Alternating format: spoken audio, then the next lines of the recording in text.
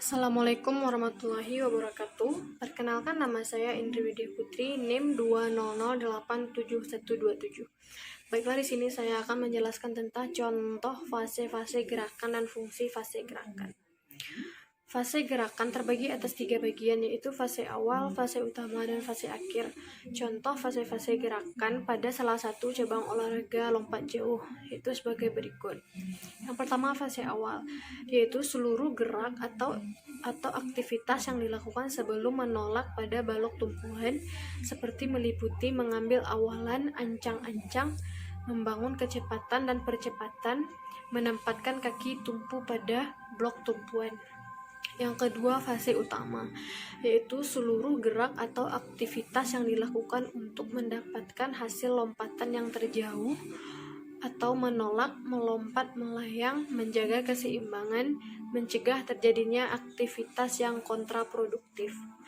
Yang ketiga, fase akhir, yaitu seluruh aktivitas yang dilakukan setelah mendarat, yaitu menjaga keseimbangan tubuh untuk mencegah terjadinya hal-hal yang bersifat kontraproduktif. Fase belajar gerak. Yang pertama, fase kognitif atau awal, yaitu yang pertama mengetahui dan memahami konsep gerak mekanisme. Yang kedua, perseptual atau pemrosesan informasi. Yang ketiga, rencana gerak. Yang keempat, mencoba-coba gerakan. Dan yang kelima, gerakan belum baik.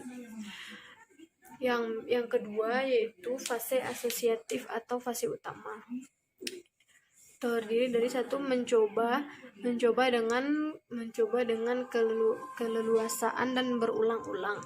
Yang kedua, merangkaikan gerakan. Yang ketiga, mengetahui dan mengenali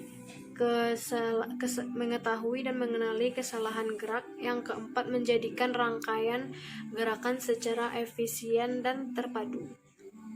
Yang ketiga, fase otonom atau akhir, yaitu yang pertama, pengulangan gerakan secara teratur.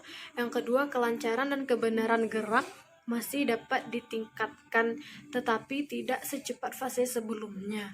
Yang ketiga, mengubah bentuk gerakan cukup sulit. Yang keempat, tingkat penguasaan gerakan keterampilan secara otomatis atau gerakan benar secara otomatis akan menjadi efisien. Fungsi fase gerakan. Dalam melakukan gerakan, fase-fase juga berfungsi sebagai berikut. Yang pertama, fase awal. Fase awal disebut juga dengan fase persiapan, yaitu berfungsi untuk mempersiapkan secara optimal segala persyaratan yang dibutuhkan untuk pemecahan tugas gerakan yang terjadi pada fase utama. Persiapan tersebut meliputi yaitu pembangunan dan pengkoordinasian kekuatan dan percepatan. Yang kedua, fase utama. Fase utama dibagi yaitu untuk pemecahan tugas utama gerakan. Yang ketiga, fase akhir. Fase akhir berfungsi untuk mengembalikan keseimbangan tubuh. Sekian yang dapat saya sampaikan. Saya ucapkan terima kasih.